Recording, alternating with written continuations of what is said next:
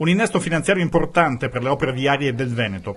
Per Veneto Strade e il sistema autostradale Veneto, l'assessore regionale dei trasporti Elisa De Berti ha tracciato l'orizzonte di quanto siano avanzate le richieste al governo riguardo a un piano che preveda un maggiore e diverso impegno di ANAS. Sicuramente con l'entrata di ANAS in Veneto Strade potrebbe essere vista una nuova stagione per la strategia e gli investimenti sulla viabilità regionale, sulla viabilità di competenza statale. Ricordo che la Regione del Veneto tramite Veneto Strade sta realizzando progetti definitivi ed esecutivi da mettere nella disponibilità di ANAS per quasi 500 milioni di euro di investimenti. Oltre a questa partita con Veneto Strade vi è poi sempre con ANAS partecipe il progetto di gestione pubblica delle autostrade del Veneto e un tavolo richiesto al governo per il nuovo contratto di programma ANAS.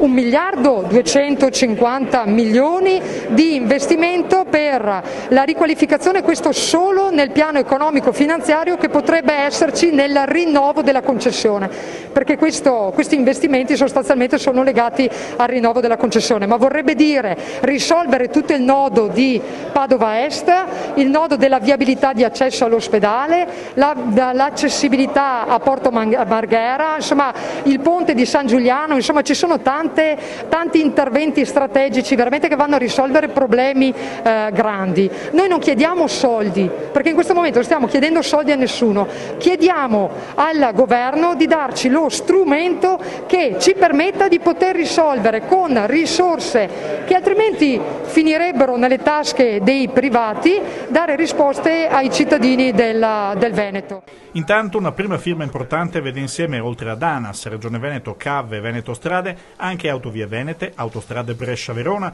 Friuli Venezia Giulia Strade e Regione Friuli Venezia Giulia. Grazie alle tecnologie di Telepass e Infoblu, dopo l'esperienza test dei mondiali di sci di Cortina, prende corpo per il passaggio a nord-est del Giro d'Italia la cosiddetta Situation Room. Per l'utenza i suoi risultati saranno fruibili attraverso una app in via di ultimazione.